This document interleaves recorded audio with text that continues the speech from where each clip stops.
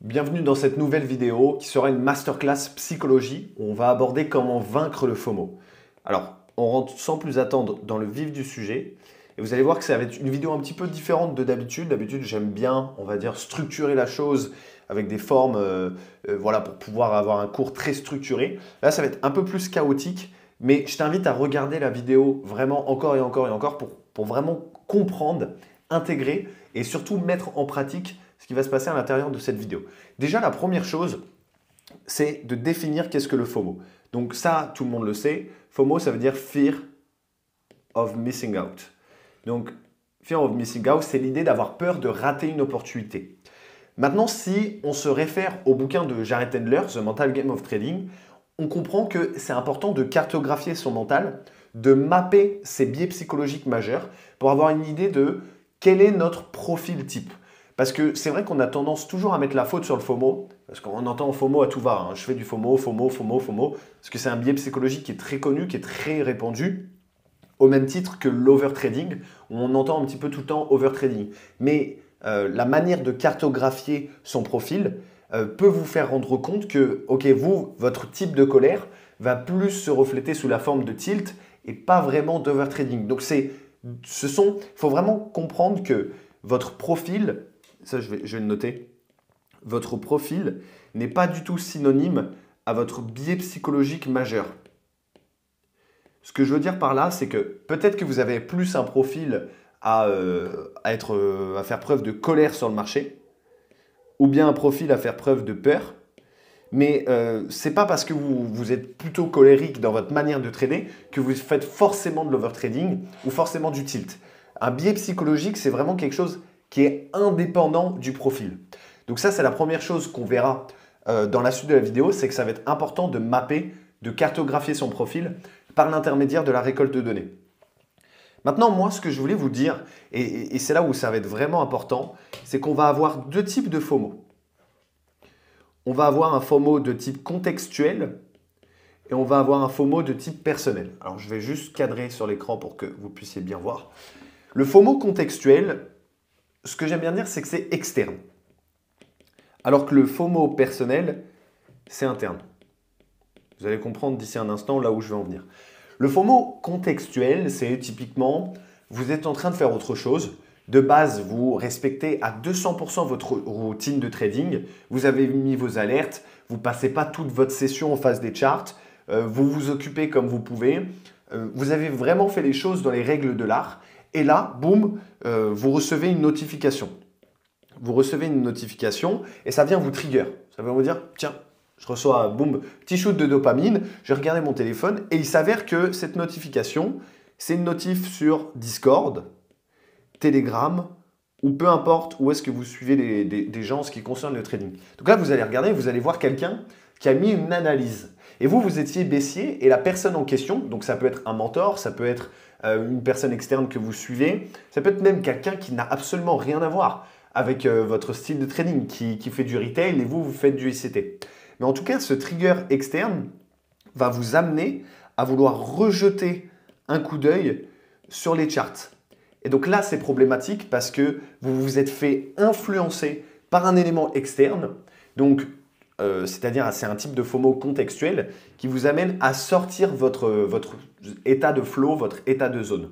Moi, ça m'est arrivé à plusieurs reprises. Je vais vous donner un exemple personnel d'ici un instant où j'avais mon mentor ou bien les personnes avec qui je suis associé qui prenaient un trade et moi, de base, tout allait bien. Mais ce FOMO contextuel m'a fait me remettre en face des charts. Ah, j'ai peur de rater le mouvement. Il est dans un trade, j'étais baissier, il est haussier. Est-ce qu'il n'y a pas moyen que je chope une seconde entrée dans un retracement, etc. Et donc ça, c'est vraiment un FOMO de type contextuel. Ou alors, vous êtes pressé par le temps, vous êtes en face de votre chart, vous êtes censé attendre un niveau de manipulation. J'en sais rien, je vais essayer de vous noter, de vous faire un petit schéma. Je ne sais pas, disons que ici, c'est votre niveau de liquidité, vous êtes censé attendre un niveau ici, mais vous êtes pressé par le temps, vous avez un rendez-vous, vous vous retrouvez à vendre ici, un petit mouvement et au final, vous faites stop loss. Ça, c'est un FOMO contextuel. Le FOMO personnel, c'est beaucoup plus interne. C'est que là, il n'y a pas les éléments de maîtrise que je viens de vous décrire vous avez vraiment pris le temps en amont de faire votre routine, de préparer, etc. C'est vraiment un FOMO interne et qui va demander beaucoup plus d'études de votre part pour pouvoir comprendre. Il faut vraiment intégrer quelque chose, c'est que vous ne pouvez pas changer quelque chose sur lesquels vous n'avez pas de métrique. C'est important de traquer. Traquer, c'est vraiment le point numéro 1 qui va vous permettre dans tous les aspects de votre vie, mais surtout dans votre trading, d'avoir un edge considérable pour sortir de la situation dans laquelle vous êtes actuellement. Ça peut être techniquement, mais aussi et surtout psychologiquement. Donc, tout ce qui est FOMO interne, c'est vraiment vous passez votre journée en face du chart.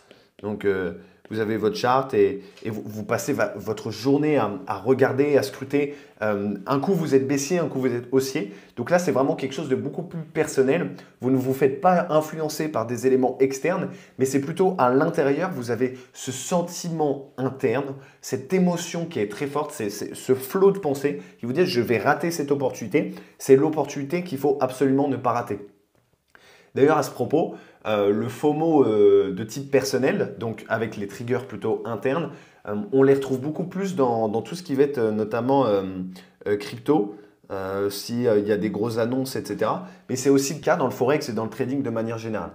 Et encore que la crypto, il y a aussi souvent le côté la masse, suivre la masse, etc. qui est très intéressant. Bref. Par rapport à tout ça, vous allez me dire, ok, où est-ce que tu veux en venir? Maintenant, on sait, on a deux types de FOMO, FOMO contextuel, FOMO personnel. Le plus important à traquer, et ce, peu importe vos biais psychologiques, et ça, je l'enseigne à tous mes élèves. D'ailleurs, je le dis maintenant au cas où j'oublierai. Si aujourd'hui, tu fais du trading depuis plus de 6 mois, et plus spécifiquement du trading en smart money ICT, que tu n'es toujours pas rentable et que tu souhaites intégrer par l'intermédiaire de la récolte de données, de la rentabilité et absolument toutes les clés, toutes les habitudes, les frameworks, les méthodes qui vont te permettre de vraiment pérenniser cette rentabilité, prends rendez-vous avec moi. Le lien se trouve dans la description. C'est gratuit, c'est encore moi qui prends les rendez-vous. C'est des appels de démonstration qui ont pour but vraiment de t'aider, de te tenir par la main et de te fournir un plan, une roadmap pour sortir de ta situation actuelle. Peu importe. Comme ça, c'est dit. J'aurais pas besoin d'y revenir. Donc, ce que je dis souvent à mes élèves, c'est que le plus important à déterminer, vraiment, hein, c'est le plus important à déterminer, et ce, peu importe vos biais psychologiques et peu importe votre profil, on a bien vu que c'était les deux notions les plus importantes, mapper son profil, mapper son type de personnalité et mettre ça en corrélation avec le biais psychologique majeur. Le plus important, c'est de déterminer le trigger. Et le trigger, c'est ça, pareil, je le dis tout le temps, il en existe 3 types. 1, 2, 3. Les 2 types les plus, on va dire les plus… Alors, je vais pas le formuler comme ça. Il y a déjà 2 types qu'on a déjà vus. Le trigger contextuel et le trigger personnel, donc interne. Maintenant, il y a un 3e trigger. Le 3e trigger, c'est le trigger technique. Un trigger technique, c'est qu'est-ce qui vous donne, d'un point de vue rationnel, envie de prendre ce trade. Ça peut être un break de la structure, ça peut être la création d'un market maker model, ça peut être la création d'un modèle 10, d'un inducement, peu importe. Le trigger technique, c'est vraiment ce qui nous rapproche le plus de la rationalité. Boum, ça, je vois ça, techniquement, mes yeux voient ça, j'ai envie, cela me donne envie de prendre le trade. C'est un trigger technique et donc rationnel. Le trigger contextuel et personnel nous éloigne de la rationalité et on va plus dans le côté émotion. Vous savez, hein, on a 2 trucs. On a le côté technique. Donc technique égale rationalité, égale probabilité, ratio, je ne vais pas tout noter. Et après, on a le côté émotion. Au niveau des émotions, du coup, là, ça va être beaucoup plus intuition, le flow, la zone, et après, erreur. Et en fait, ce qu'il faut comprendre, c'est que souvent, on a tendance à diaboliser ce côté-là du tableau, en disant « ouais, les émotions, il faut à tout prix les éviter », et à sacraliser le côté technique, alors qu'en vérité, en fait, il y a avantages et inconvénients dans les deux. Les avantages de la technique, bien évidemment, c'est qu'on met en avant les probabilités, on essaie de limiter, du moins d'atténuer le facteur chance, de le mettre entre parenthèses, et les émotions, on essaie justement de ne pas trop avoir des émotions. Le truc, c'est que les émotions, je suis un piteux dessinateur, mais les émotions, c'est votre… comment je pourrais dessiner ça? Bon, je ne vais pas le dessiner, je vais l'écrire. C'est un GPS. Et c'est hyper important de comprendre que c'est une arme de fou. C'est pour ça qu'aujourd'hui, les bots ne fonctionnent pas. C'est pour ça qu'aujourd'hui, les pseudo-intelligences artificielles qui vont vous rendre rentable sur les marchés, ça ne marche pas. En tout cas, ça ne persiste pas. Parce que les émotions sont littéralement le seuil, le GPS, la donnée la plus importante pour vous permettre aujourd'hui de vous réorienter, de réorienter le tir. Et si on n'avait pas le côté émotionnel, on n'aurait pas le côté intuition, on n'aurait pas la possibilité de rentrer dans la zone, etc. Et souvent, on pointe du doigt les erreurs émotionnelles, mais il y a aussi des erreurs techniques. Donc voilà, c'était juste pour recadrer là-dessus. C'est super important d'en prendre conscience. Il existe 3 types de triggers, trigger technique, contextuel, personnel. Maintenant, lorsqu'il s'agit de FOMO, c'est très rare. Enfin, je veux dire, je n'ai jamais connu aucune personne qui fait du FOMO à cause d'un trigger technique rationnel. Ça peut être un fake trigger technique. Par exemple, vous dites, là j'ai mon fameux break de la structure. Super, on a cassé la structure. D'habitude, vous attendez qu'on break la structure avec un corps. Et là, on a juste une mèche. Donc, c'est à la fois un trigger technique, mais aussi un trigger personnel. C'est que vous vous racontez une histoire différente de d'habitude. Donc, parfois, ça peut être intéressant de lier les deux, de lier les trois et d'essayer de comprendre. Maintenant, comment est-ce qu'on fait pour pouvoir comprendre un petit peu plus ça et savoir, nous, quel est, parce que c'est ce que je vous ai dit, le trigger, c'est la chose la plus importante à déterminer. Mais on ne peut améliorer que ce que l'on peut mesurer. D'une part, vous m'avez déjà entendu dire ça à plusieurs reprises, mais surtout, en fait, on ne peut comprendre son ennemi qu'en l'étudiant. Donc, c'est vraiment important de s'étudier. Donc, on en revient au fameux truc dont je vous parlais au début. C'est mapper, cartographier, peu importe comment on le dit. Il faut absolument mapper son profil. Là, ça va être relativement simple et compliqué à la fois. Simple parce que c'est de loin l'une des activités les plus faciles à faire dans son trading. C'est prendre des notes sur sa psycho. Mais de par le fait que c'est chronophage, ennuyant et qu'on ne voit pas le bénéfice direct, on n'a pas cette gratification immédiate, on a l'impression que ça ne sert à rien. Donc gros disclaimer, j'insiste là-dessus, gros disclaimer. Ce que je m'apprête à vous dire est de loin l'une des choses les plus importantes à mettre en place pour votre trading dès aujourd'hui. C'est pourquoi, même si c'est chronophage, même si c'est ennuyant, même s'il n'y a pas de gratification immédiate, même s'il n'y a pas de dopamine, tâchez s'il vous plaît de revenir les pieds sur terre, de ne pas être hyperventilé à la dopamine et vous dire « Oh, moi, tout ce qu'il me faut, c'est du bleu sur du MT4 ». Comprenez que le trading est un job et que donc si c'est un job, il s'agit de le prendre au sérieux. Donc ce que je m'apprête à vous dire, n'en faites pas en mode Netflix and chill, c'est cool ce qu'il a dit, c'est super intéressant. Je vais pouvoir être intéressant au prochain repas de famille ou à la prochaine réunion sur Discord. Non. Faites-le. Seuls ceux qui passent à l'action finissent par gagner. Bref, donc mapper son profil, donc là en ce qui concerne le FOMO, c'est d'essayer de comprendre absolument tout ce qui vous passe par l'esprit lors de vos sessions. Donc vous allez noter les pensées, les mots, les actions que vous générez sur le marché, enfin les actions, c'est-à-dire le fait de se lever, le fait de passer un coup de fil, le fait d'aller fumer, tout ça, donc les comportements. Vous allez également chercher à noter les changements de perception. Donc ça c'est super intéressant, surtout pour le FOMO. Les changements de perception sur le marché. Donc, je ne sais pas, par exemple, vous étiez bullish et vous passez bearish. Et les changements aussi de prise de décision. Prise de décision, ça c'est très intéressant. Et là, au début, vous allez me dire, ok, c'est chronophage, machin. Et vous allez voir qu'à force de noter ça, oh, j'ai telle pensée qui traverse l'esprit, je prononce tel mot, je me comporte de telle manière. Vous allez aussi analyser votre physiologie. J'allais oublier, mais c'est très important. Est-ce qu'on a une accélération du rythme cardiaque? Est-ce qu'on a les mains moites? Vous allez noter tout ça. Au début, ça n'aura pas forcément de sens pour vous. Mais pour y mettre du sens, il faut du volume. Volume, étape numéro 1. Étape numéro 2, y mettre du sens, de la rationalité, de la clarté et essayer de comprendre. En fait, on ne peut pas comprendre quelque chose si on n'a pas de volume. C'est normal. Pour vous donner une comparaison, lorsque vous faites du backtesting, je regarde juste si le micro est en train d'enregistrer ma voix. Quand vous faites du backtesting, vous cherchez du volume et vous cherchez de la récurrence dans vos setups.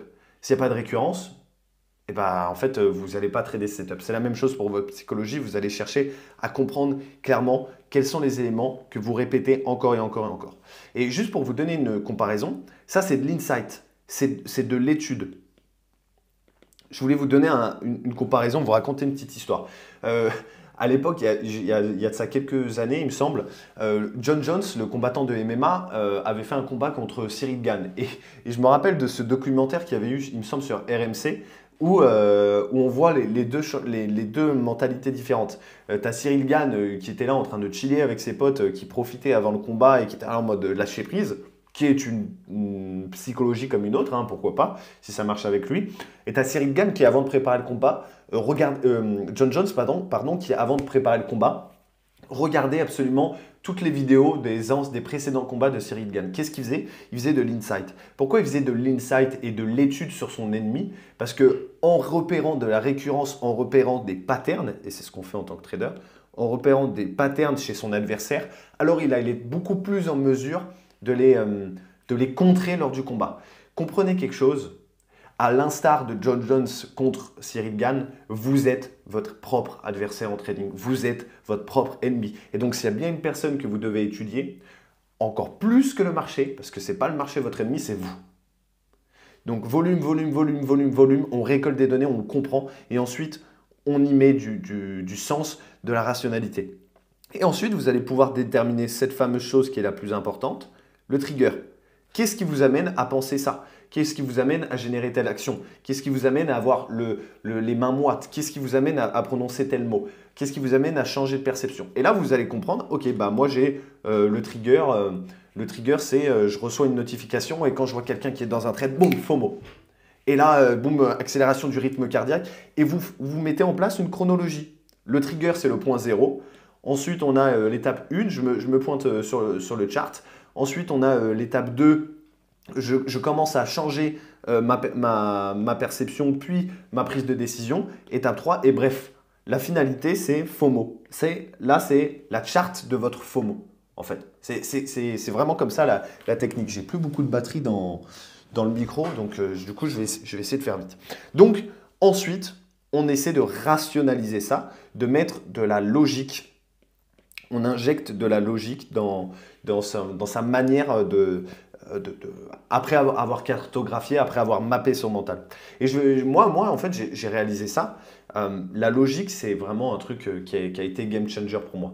Du moment où j'ai mis de la logique dans ma croyance initiale, en fait, ça a fait sauter ma croyance initiale. Pour changer, il faut comprendre pourquoi il est important de changer. Je répète cette phrase qui est très importante. Pour changer, il faut comprendre pourquoi c'est important de changer. Quelqu'un qui veut arrêter de fumer ou quelqu'un qui veut perdre du poids ou quoi que ce soit, s'il ne comprend pas pourquoi il est important de changer d'identité, donc de mettre en place de nouvelles habitudes, etc., on pourra lui donner tous les inputs à faire, la diète à respecter, le bon entraînement, les bons process, les bonnes habitudes, la respiration, tout ça. Ça vaut les meilleurs conseils au monde. S'il n'a pas injecté de la logique pour désamorcer la croyance initiale, alors c'est foutu. C'est foutu. C'est pour ça que c'est important d'injecter de la logique. Et moi, je vais vous raconter cette anecdote perso. Comment est-ce que j'ai fait pour injecter de la logique? Même si je suis rentable, j'ai continué à traîner le FOMO pendant longtemps, de nombreuses années, pendant plus de 3 ans. Et à chaque fois, j'avais tendance à me refoutre sur les charts. Justement, quand je recevais une notif de mon mentor ou même parfois de mes élèves, je me disais, ah, ils ont raté ça. Et en fait, ça a changé ma perception du marché. J'étais vendeur, je me retrouvais à acheter. Et au final, l'achat qu'il fallait prendre, je n'étais pas dedans vu que c'était trop tard. Et au final, je me retrouve à prendre un achat que je n'étais pas censé prendre. Et donc, qu'est-ce qui s'est passé suite à ça? J'ai essayé d'injecter de la logique et je me suis dit, le FOMO, c'est quoi? Le FOMO, c'est la peur de rater une opportunité. D'accord? Donc en fait, ça veut dire que j'ai l'illusion que cette opportunité est l'opportunité du siècle.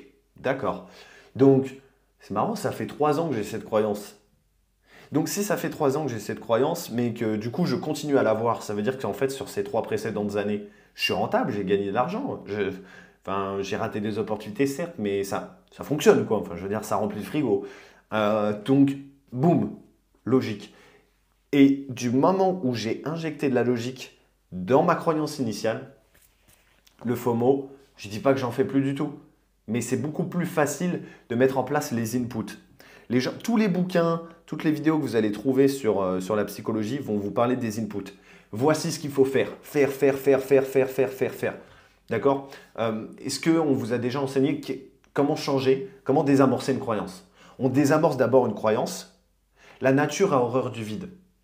On ne peut pas juste faire disparaître un truc comme ça et rajouter quelque chose. D'abord, on désamorce une croyance, on crée du vide et ensuite on injecte un nouvel input, une nouvelle habitude. Les gens vont vous dire pour éviter de faire du FOMO, quittez les charts.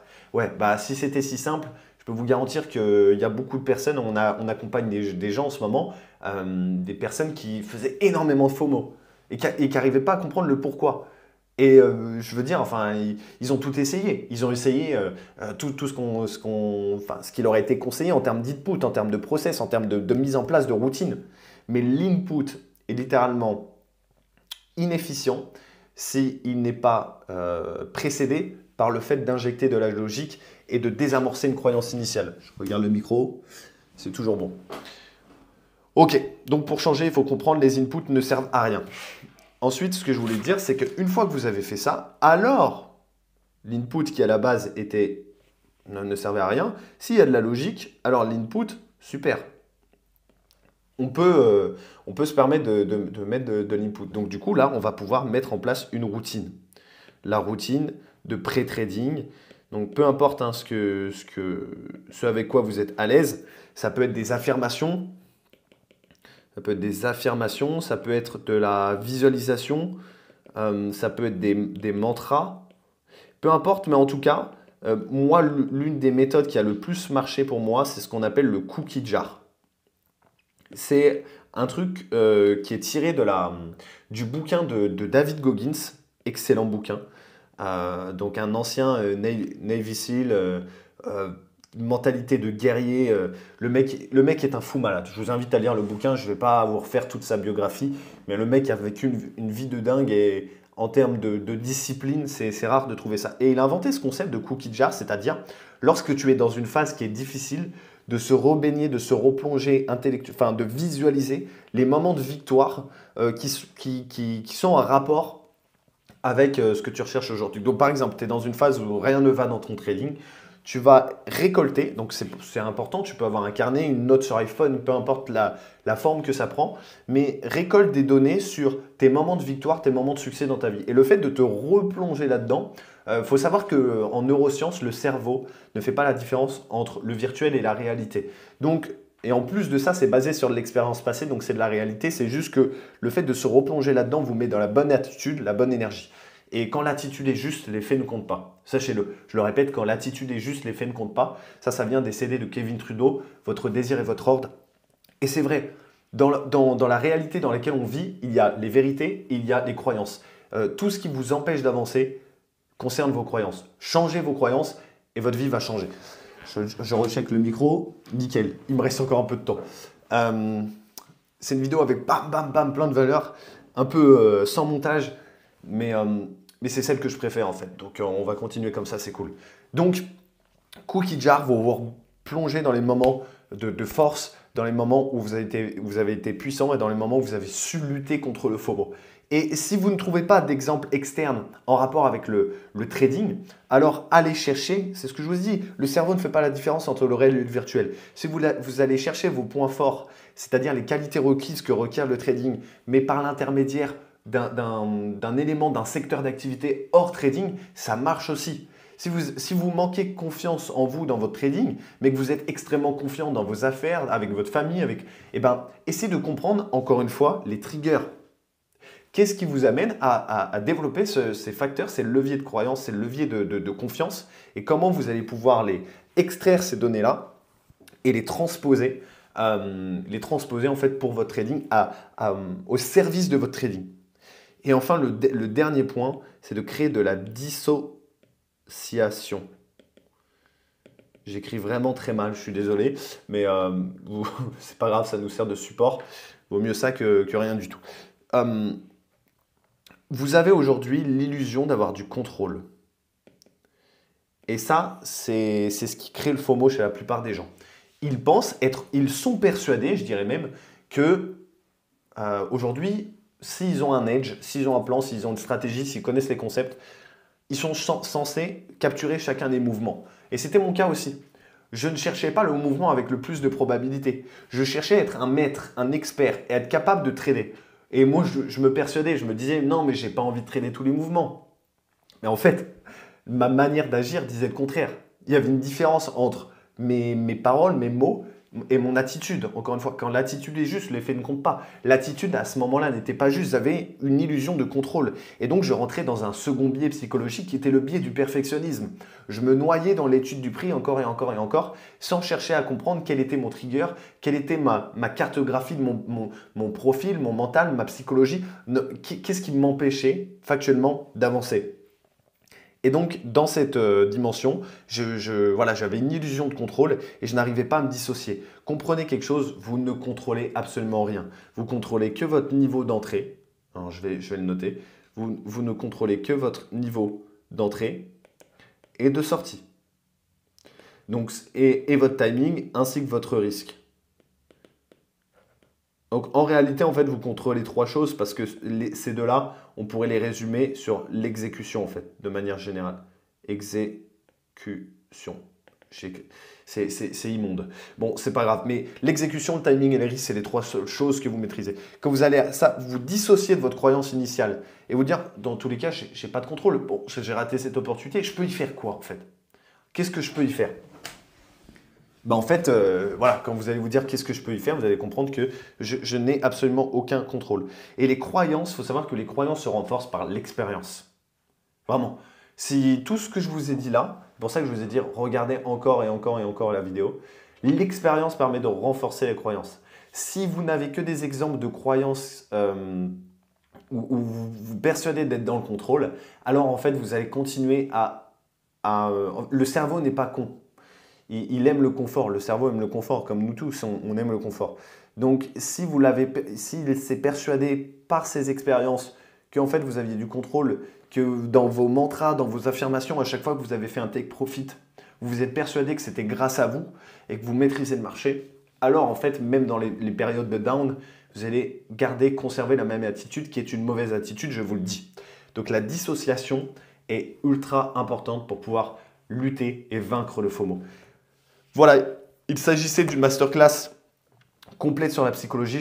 Franchement, je vous ai absolument tout dit. Si vous voulez qu'on vous aide chez Chrysalide à mettre ça en place pour vous, à vous aider vraiment à cartographier votre mental, plus à mettre en place un modèle sur mesure qui va vous permettre, plus techniquement, d'avoir un modèle, d'avoir une attitude, d'avoir tout qui est mis en place sur mesure pour qu'en fait votre style de trading soit aligné avec votre psychologie, votre profil, etc., etc.